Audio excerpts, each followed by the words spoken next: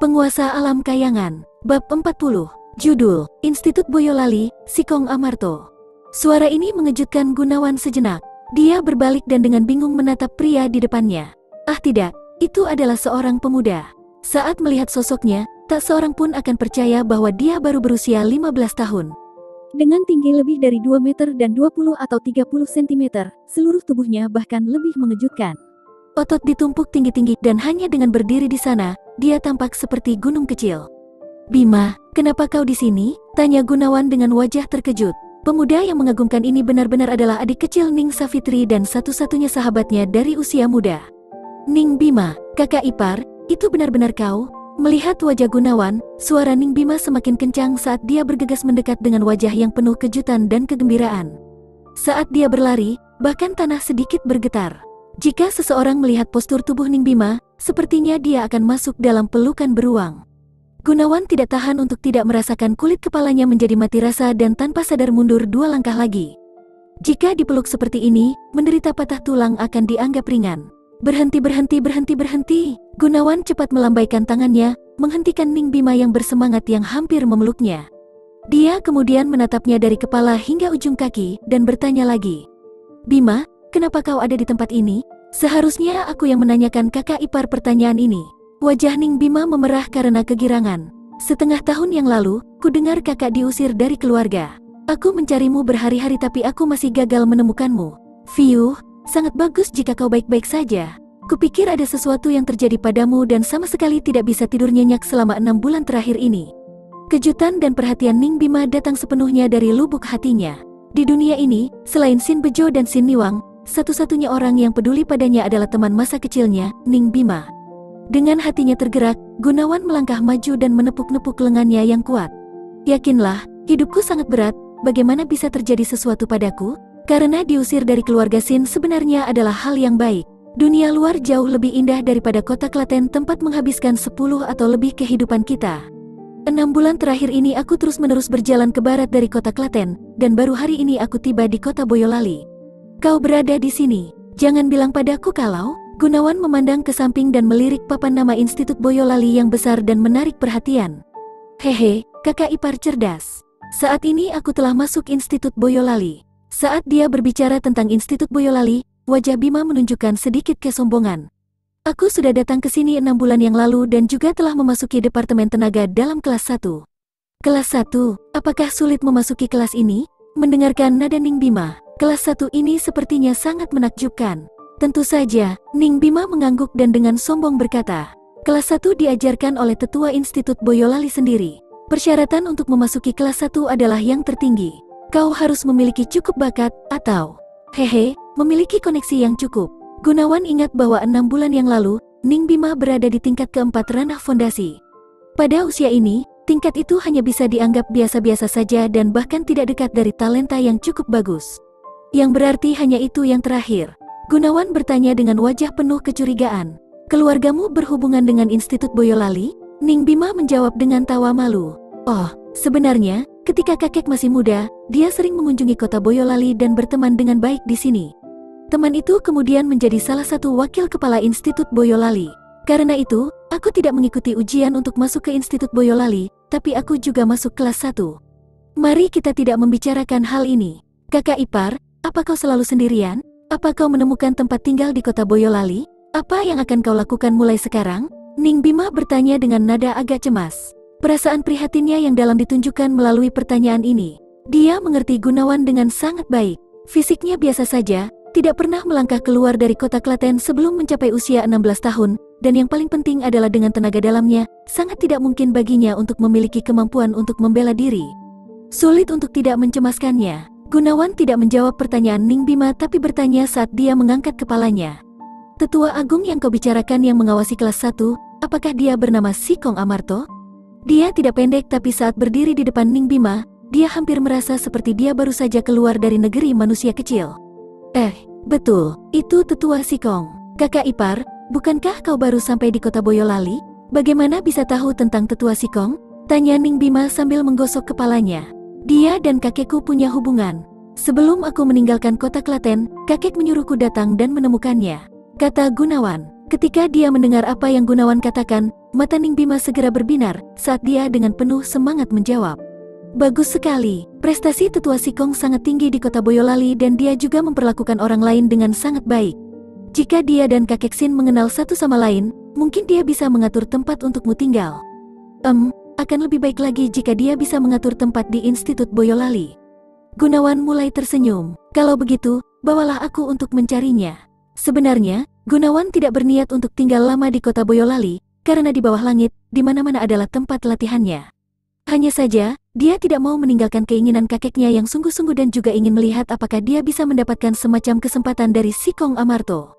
Oh, oke. Ning Bima langsung mengangguk. Kemudian, ekspresinya tiba-tiba berhenti sejenak saat ia mengulurkan tangan untuk menggaruk telinganya.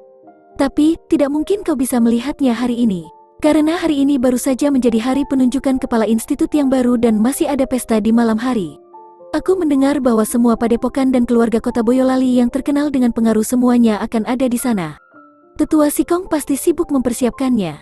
Gunawan berpikir sejenak dan berkata, jadi begitu, mari kita pergi dan mengunjunginya. Sebaiknya kita bisa bertemu dengannya dan kalau kita tidak bisa bertemu dengannya, maka kita akan menundanya besok. Oh baiklah, segera, Ning Bima membawa Gunawan dan berjalan menuju pintu masuk utama Institut Boyolali. Di pintu masuk utama, keduanya berhenti. Penjaga gerbang muda itu mengulurkan lengannya di depan Gunawan dan membloknya. Bukan murid dari institut tidak diizinkan masuk. Ning Bima dengan cepat berkata, Saudara Senior Zan, dia adalah kakak iparku dan ada urusan dengan Tetua Sikong. Orang yang Bima panggil Saudara Senior Zan memiliki wajah yang tegas dan dengan hormat berkata, biasanya, murid istana dapat membawa satu orang ke dalam, tapi tidak hari ini. Malam ini adalah pesta ucapan selamat untuk penunjukan kepala institut yang baru. Para tetua saat ini sibuk dengan banyak urusan dan sangat merepotkan untuk bertemu dengan tamu. Jika kau punya urusan, kembalilah besok. Ini, Ning Bima hanya bisa menatap Gunawan dengan tak berdaya. Gunawan dengan sengaja mengeluarkan tablet kayu yang diberikan kakek kepadanya dan berkata, aku ingin tahu apakah tablet kayu ini memungkinkanku masuk dan menemui Tetua Sikong sekarang? Saudara Senior Zan dengan santai melirik tablet kayu itu. Saat dia hendak berbicara, tatapannya tiba-tiba kembali ke tablet kayu lagi dan menjawab sambil merajut alisnya. Ini, Seven tablet milik Tetua Sikong? Oh, seharusnya kau sudah menunjukkannya dari tadi, silakan masuk. Ketika dia selesai berbicara, dia menarik lengannya yang melebar, mundur selangkah, dan memberi isyarat kepada Gunawan dan Ning Bima untuk masuk. Gunawan hanya ingin mencobanya, tapi dia tidak menyangka akan berhasil. Setelah memasuki Institut Boyolali, Ning Bima berkata dengan wajah terkejut, Kakak ipar, bagaimana kau bisa memiliki Seven tablet? Hanya 7 orang yang paling dekat dengan tetua yang memiliki ini dan dengan tablet ini, kau bisa dianggap sebagai orang di Institut Boyolali dan dapat dengan bebas memasuki Institut Boyolali juga. Sikong Amarto memberikannya kepada kakek saat mereka masih muda. Mungkin ini untuk membantu kakek menemukannya dengan mudah di Institut Boyolali. Gunawan menafsirkannya. Dia kemudian berpikir, Sikong Amarto benar-benar memberi tablet seperti itu pada kakek. Nampaknya pada masa itu, kakek tidak memberinya sedikit kebaikan. Sekarang, Ning Bima membawa Gunawan dan langsung berjalan menuju aula tetua di Institut Boyolali. Sepanjang jalan ia mengenalkan Institut Boyolali dan apa yang ia alami dalam 6 bulan terakhir kepada Gunawan. Pada saat ini, Gunawan tiba-tiba mendengar suara Rumini yang agak aneh di benaknya. Orang ini, apakah temanmu? Iya, apakah ada masalah? Bagi Rumini untuk benar-benar bertanya tentang Ning Bima, hati Gunawan kaget. Berapa umurnya? 15,5 tahun. 15,5 tahun? Rumini merenung sebentar, lalu berkata dengan suara rendah. Orang ini, sebenarnya memiliki pusat cakra Dewa Perang. Pusat cakra Dewa Perang? Langkah kaki Gunawan berhenti sejenak, mengerutkan dahi. Apa maksudmu? Pusat cakranya sangat istimewa, lebar pusat cakranya lebih dari 2 kali lipat dari orang biasa dan bahkan strukturnya sangat berbeda. Pusat cakra yang sangat terkenal ini dikenal sebagai pusat cakra Dewa Perang. Bahkan di langit. Singkatnya, ini adalah pusat cakra yang sangat langka. Jika berada di tempat di mana aku dilahirkan, orang-orang yang memiliki pusat cakra ini pasti akan mendominasi wilayah dan ditunjuk sebagai kaisar. Tapi untuk itu muncul di tempat seperti ini, sangat sia-sia. Alasan mengapa pusat cakranya besar juga karena pusat cakra Dewa Perang. Dengan ini, meski tidak terlihat jelas saat di ranah fondasi, begitu dia melangkah ke ranah kelahiran cakra dan tenaga dalamnya akan matang, dia harus membutuhkan setidaknya 10 kali usaha orang biasa untuk setiap tingkat setelahnya. Juga, sepanjang masa hidupnya, dia hanya bisa melangkah ke ranah kelahiran cakra dan tidak akan pernah menerobos ranah cakra sejati. Gunawan terdiam. Kakak ipar, kita sampai. Meskipun Gunawan ingin terus mempertanyakan, Ning Bima telah menariknya ke depan aula tetua. Aku akan melihat apakah tetua Sikong ada di sini. Saat Ning Bima baru saja akan mengetuk, pintu tiba-tiba terbuka dengan sendirinya, dan seorang pria yang berusia 40 tahun, yang mengenakan jubah berwarna gelap, melangkah keluar.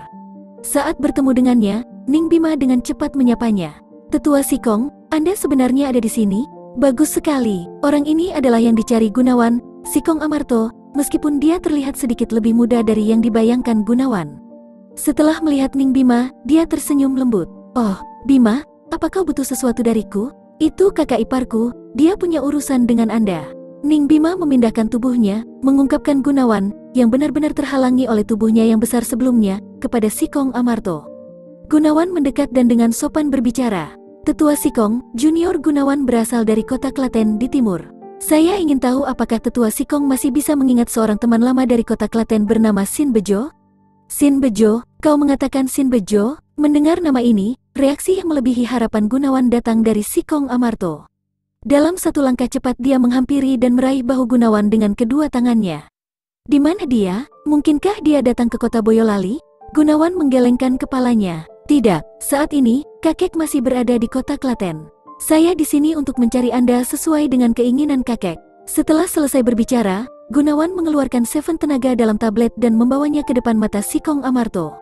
Sikong Amarto meraih tablet itu dan mengeluarkan desahan sedih yang lembut. Sudah 7 tahun. Beberapa tahun terakhir ini, aku selalu ingin mengunjunginya di kota Klaten tapi aku tidak akan pernah bisa melakukannya. Kuharap saat ini, aku setidaknya bisa sedikit membalas kebaikan masa lalunya. Setelah memimpin Gunawan dan Ning Bima ke aula tetua, Sikong Amarto duduk dan memeriksa Gunawan. Tanpa kesombongan seperti tetua agung institut yang ditunjuk oleh keluarga kerajaan harus melakukannya, dia malah bertanya dengan perhatian. Kau mengatakan bahwa kau adalah cucu saudara Sin, namun bagaimana nama keluargamu adalah Gun? Benar, itu benar. Kakak ipar, kenapa kau menyebut dirimu sebagai Gunawan? Mungkinkah kau bisa menemukan orang tua biologismu setelah diusir dari keluarga Sin? Ning Bima buru-buru bertanya. Gunawan menjawab, Junior sebenarnya bukan cucu biologis kakek, namun, kakek telah mengangkat saya seperti cucunya sendiri selama 16 tahun terakhir ini. Setengah tahun yang lalu, saya diusir dari keluarga Sin dan setelah kepergian saya, kakek memberitahu saya bahwa nama keluarga saya sebenarnya adalah Gun. Jadi itu sebabnya, Sikong Amarto perlahan mengangguk dan berkata, sebenarnya aku sudah pernah mendengar tentang ini. Gunawan mengangkat kepalanya dengan wajah penuh kejutan. Sikong Amarto mendengus dan melanjutkan, setengah tahun yang lalu, putra master Padepokan Sin. Aku ingat namanya Sin Rengkuni, sedang berjalan pulang dari kota Klaten. Bagaimanapun, mereka pasti akan melewati kota Boyolali. Oleh karena itu, Institut Boyolali kami harus sedikit memperhatikan hal ini. Setelah itu, kami menemukan sedikit informasi. Sekarang informasi kecil ini tidak relevan bagi kebanyakan orang, tapi karena terkait dengan saudara Sin, aku harus menyelidiki lebih lanjut. Seketika, aku tahu bahwa dia telah dihukum oleh keluarganya sendiri untuk menghabiskan 15 tahun di pegunungan belakang dan cucunya juga telah dikeluarkan. Ada kalanya aku ingin pergi dan membantu saudara Sin. Hanya saja, sebagai tetua agung di Institut Boyolali, aku tidak dapat lagi pergi untuk jangka waktu yang lama. Karena itu, sayang, tidak perlu bagi tetua Sikong untuk menyalahkan dirinya sendiri. Jika kakek tahu Anda memiliki niat seperti ini, saya yakin dia pasti akan senang. Gunawan menjawab dengan sopan. Meskipun Sikong Amarto tidak dapat melakukan tindakan apapun, orang bisa melihat bahwa dia dengan tulus mengkhawatirkan situasi Sin Bejo. Begini, bagaimana tetua Sikong bertemu dengan kakek di masa lalu? Tanya Gunawan. Hehe, itu 7 tahun yang lalu. Aku sedang dalam perjalanan ke kota Klaten untuk mendapatkan pekerjaan terkait dan membawa putraku yang berusia 12 tahun. Tapi musuhku telah menemukan dan menunggu dalam penyergapan di sana. Aku disergap saat aku bisa memasuki kota. Aku menggunakan semua kekuatan hanya untuk membela diri dan tidak punya waktu untuk mengurus anakku. Tepat ketika anakku akan dibunuh, saudara Sin telah muncul dan menyelamatkan nyawa putraku. Sikong Amarto ini hanya memiliki satu anak laki-laki dan jika bukan karena saudara Sin, garis keluargaku akan berakhir di sana bersamaku. Setelah bertahun-tahun ini, aku tidak pernah melupakan kebaikan ini, dan juga tidak menemukan cara untuk melunasinya. Mengingat peristiwa terakhir ini, Sikong Amarto menghela nafas tanpa henti. Dia menatap Gunawan dan memuji. Kau benar-benar layak menjadi cucu saudara Sin. untuk benar-benar telah menembus ranah fondasi ke ranah kelahiran cakra di usia muda. Kemampuan bawaan seperti ini, bahkan di kota Boyolali, akan dianggap kelas 1. Kakekmu adalah ahli nomor 1 kota Klaten, dan prestasi masa depanmu pasti tidak akan kalah dengan kakekmu. Apa? Ning Bima ke samping bertanya dengan mata terbelalak. Tetua Sikong, apakah Anda hanya mengatakan bahwa kakak ipar saya sudah berada di ranah kelahiran cakra? Ini, Tetua Sikong, apakah Anda yakin tidak salah? Kakak ipar telah memiliki pusat cakra yang rusak sejak masa kanak-kanak dan tidak pernah bisa melewati tingkat pertama ranah fondasi. Bagaimana mungkin dia berada di ranah kelahiran cakra? Oh, wajah Sikong Amarto mengungkapkan kebingungannya. Karena dia telah merasakan bahwa aura Gunawan jelas pada tingkat pertama dari ranah kelahiran cakra. Gunawan dengan lembut menjawab, ini sebenarnya cerita panjang. Tapi saya memang pada tingkat pertama dari ranah kelahiran cakra. Saya bertanya-tanya apakah tenaga dalam saya saat ini akan membuat saya memenuhi syarat untuk memasuki Departemen Tenaga Dalam? Saat dia berbicara, Gunawan secara tidak sengaja menusuk Ning Bima. Ning Bima yang baru saja akan berbicara segera menutup mulutnya, namun tetap menatap dengan mata besar saat jantungnya berseru ketakutan. Astaga, kakak ipar sebenarnya sudah berada di ranah kelahiran cakra? Bagaimana bisa begitu? Bagaimana ini mungkin? Melihat Gunawan dan Ning Bima bertindak seperti ini, Sikong Amarto tahu ada lebih banyak hal. Tapi Gunawan tidak ingin menjelaskan dan sengaja menghindari masalah ini. Sikong Amarto tidak mencari lebih jauh, tapi bertanya sambil tertawa kecil. Gunawan, berapa umurmu? 16 tahun. Gunawan menjawab dengan jujur. Pada saat yang sama, hatinya menarik napas lega. 16 tahun, sebuah ekspresi terkejut muncul di wajah Sikong Amarto saat dia berdiri dari kursinya. Awalnya aku mengira kau sudah berusia 17 atau 18 tahun, tapi sebenarnya kau baru berusia 16 tahun? Untuk benar-benar berada di ranah kelahiran cakra pada usia 16 tahun, bahkan di Institut Boyolali, tidak lebih dari 10 individu. Jika kau lahir di padepokan tingkat tinggi, kau tentu saja akan melampaui saat ini. Ning Bima terus mendengarkan dengan seksama saat dia menahan beberapa kali dia ingin berbicara. Anda menyanjung saya, Tetua Sikong. Gunawan dengan rendah hati menjawab. Jika Sikong Amarto tahu bahwa ia hanya membutuhkan waktu setengah tahun untuk melakukan terobosan ke tingkat pertama ranah kelahiran cakra, dia pasti akan segera jatuh dari kursinya karena shock. Ayo, aku periksa kemampuan bawaanmu. Sikong Amarto melambaikan tangannya. Gunawan melangkah 2 langkah dan berdiri di depan Sikong Amarto. Sama seperti Sikong Amarto yang hendak menggunakan tangannya untuk memeriksa pusat cakra, dia dengan cepat menahan napas dan memaksanya menggunakan kekuatan energinya untuk memblokir 38 dari 54 pusat meridian yang semuanya terbuka. Hanya meninggalkan 16 pusat meridian yang terbuka. Namun, tingkat penyembunyian ini hanya akan bekerja melawan ujian yang paling sederhana. Jika pemeriksa itu menyelidiki lebih jauh lagi, itu akan mudah dilihat. Namun, bagi mereka yang ingin bergabung dengan Institut Boyolali, semua orang akan mencoba untuk menunjukkan kemampuan terbaik mereka. Sikong Amarto tidak akan pernah bisa menduga bahwa akan ada seseorang yang dengan sengaja menyembunyikan kemampuan mereka.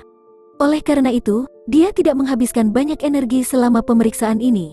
Sikong Amarto dengan lembut meletakkan tangannya di pergelangan tangan Gunawan untuk sesaat dan dengan takjub dia mengangguk. Tidak heran, untuk benar-benar memiliki jumlah bawaan 16 pusat meridian yang terbuka, ini tanpa diragukan lagi tingkat jenius. Ini juga bakat yang sangat diinginkan oleh Departemen Tenaga Dalam kami. Pada titik ini, Sikong Amarto sudah sangat bersemangat. Awalnya, dia ingin membalas kebaikan Sin Bejo dengan menerima Gunawan ke Institut Boyolali untuk membiarkan dia memiliki tempat tinggal.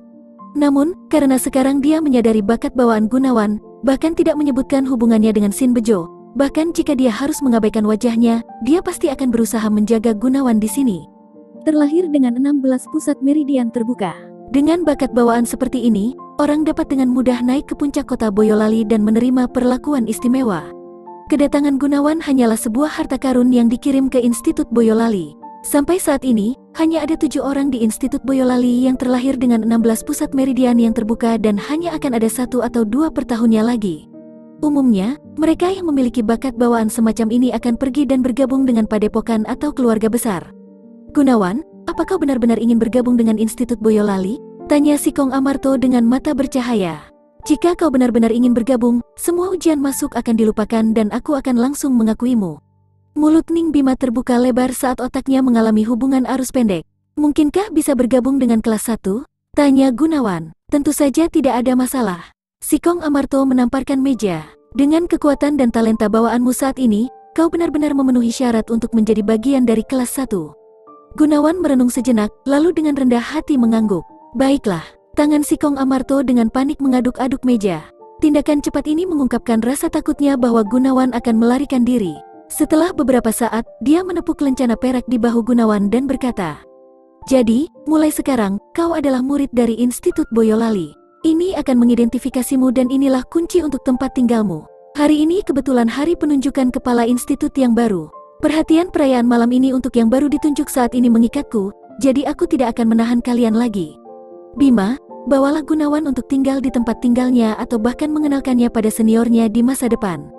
"Oh, ngomong-ngomong, Gunawan, apa kau tertarik menghadiri jamuan malam ini?" tanya Sikong Amarto tiba-tiba. "Saya diizinkan untuk berpartisipasi?" tanya Gunawan dengan heran. Penunjukan kepala institut baru dianggap sebagai acara besar yang sensasional di kota Boyolali. "Kami telah mengirim undangan ke semua padepokan yang memiliki cukup prestasi dan pengaruhnya di kota Boyolali. Mereka pasti akan berkumpul untuk memberikan wajah kepada kepala institut yang baru saja ditunjuk. Ketika waktu itu tiba, akan ada kumpulan individu berbakat yang hadir. Secara umum, untuk kejadian semacam ini, hanya murid inti dari Departemen Tenaga Dalam kami yang diizinkan untuk hadir. Meskipun kau baru saja bergabung dengan Departemen Tenaga Dalam kami hari ini, mengingat kemampuan bawaanmu, kau hampir memenuhi syarat untuk hadir. Ini akan memberimu kesempatan untuk menjadi berpengetahuan dari padepokan atas kota Boyolali. Karena kau akan tinggal di kota Boyolali, pengetahuan ini akan sangat bermanfaat bagimu." Gunawan langsung mengerti. Hal itu terutama karena kebaikan yang diberikan kepada kakeknya sehingga memberinya, murid yang baru bergabung, kehormatan untuk menghadiri perjamuan besar ini. Dan perhatian khusus ini juga untuk membiarkan dia cepat memahami distribusi kekuasaan di kota Boyolali. Dia segera membalasnya dengan rasa syukur. "Terima kasih, Tetua Sikong, saya pasti akan hadir. Tapi, bisakah saya membawa Bima bersama?" Sikong Amarto sedikit ragu sedikit, tapi kemudian tersenyum dan mengangguk. "Tidak apa-apa, Bima, kau ikut juga. Gunawan baru saja bergabung dengan Institut Boyolali dan tidak terbiasa dengan banyak hal. Kau bisa menjadi pembimbingnya. Aku akan mengatur tempat duduk tambahan untukmu." Setelah meninggalkan aula tetua, Ning Bima masih bingung dengan situasi ini.